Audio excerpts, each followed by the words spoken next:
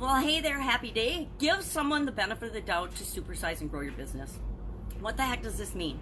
Well, of course, the expression give someone the benefit of the doubt means to assume that they're telling the truth until you find out otherwise. Or it comes from the legal profession. They're not really sure exactly where this particular saying came from or originated. There's a couple of theories, and I'll share those in a second, but it means it comes from the legal profession. Innocent until proven guilty. You're assumed to be innocent until proven guilty. At least here in America.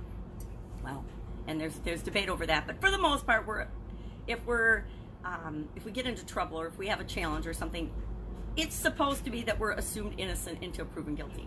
Now, when it comes to dealing with competitors and competition and social media and rumors, that's not always true, right? So we have to be a little more careful nowadays. But giving someone the benefit of the doubt means you're going to choose trust. You're going to choose to believe in them until some evidence comes into light that proves that what they're saying or what they're doing is not authentic. This saying, they think it might have come from the Boston Massacre trials in 1770, but there's no proof or documentation of that. Therefore, we give them the benefit of the doubt, but we're not sure that that's where it originated. The Irish treason trials in 1798, it was supposed to have been enacted too, that we were assuming people were innocent until proven guilty. But again, no documentation exists of this particular phrasing, give someone the benefit of the doubt, until the late 1800s. So we know for sure it's been from the late 1800s on, but not exactly when it was, when it came into actual practice.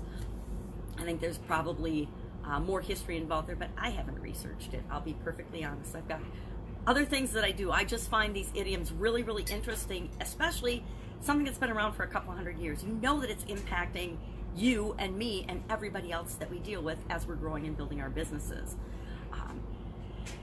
Trust relationships are all about trust, and business is all about relationships. So if we want to grow and build our business and supersize our business in particular, we need to build relationships based on trust. Trusting our employees, trusting our vendors, trusting the people that we partner with, trusting our customers.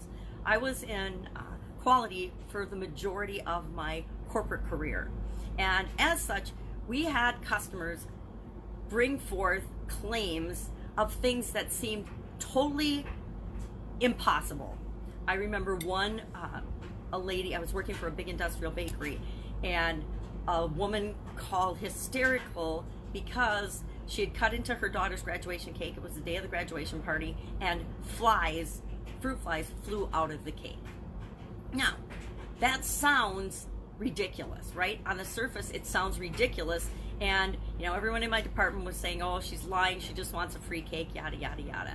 Well, it turns out that upon investigation, when we tracked through our entire process of how cakes were handled, especially big graduation cakes, the entire process, we found that the cabinets, after the cakes were cooked, were put in an area to cool, and that area had access and an opening to the loading dock. Well, of course, the loading dock, it was possible for flies to fly in and land on the cakes, lay their eggs, and the cakes were frozen, yada, yada, yada, and then decorated and delivered. And of course, it was entirely possible probable that she cut into that cake and found fruit flies and larvae, which is absolutely positively totally disgusting. But it's an example of human nature is like, that can't happen, that's not possible. But then when we investigate and we look further into something, we find out, oh my God, that's entirely possible. So we changed our processes and made sure that something like that could never ever happen again. And it was actually a blessing in disguise that she brought that to our attention, or we never would have known about it.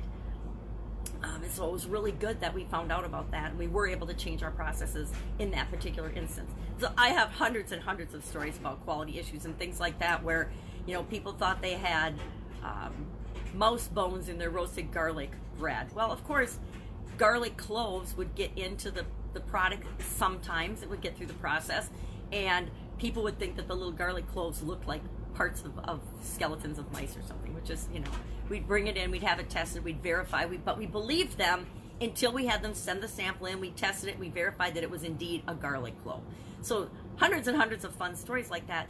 But what would happen to the relationship with that customer if we automatically assumed that they were trying to cheat us out of free bread or free something, free cake, or free anything?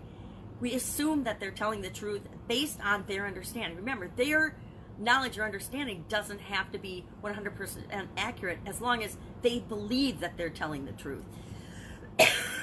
When somebody would call in and say, hey, there's a mouse skeleton in my bread, they believed it was a mouse skeleton. They didn't know that it was a garlic clove, even though they bought roasted garlic artisan bread.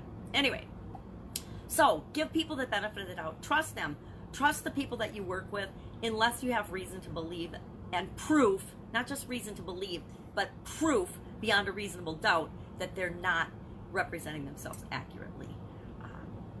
Again, trust your vendors, trust your people that you interact with, and know that 99+% of the time, people are doing what's right. Excuse me, still working on this influenza A thing. So, if you have any stories, I'd love to hear stories about giving somebody the benefit of the doubt and if it worked out positively or negatively for you.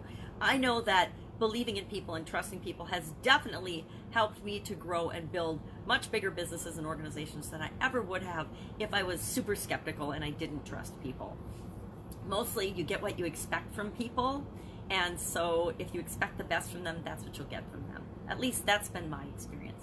Anyway, have an absolutely amazing day. If I can help you in any way, hit me up in the comments below. Otherwise, I'm going to go drink some more coffee and hot lemon water to take care of this throat. Catch you tomorrow. Bye.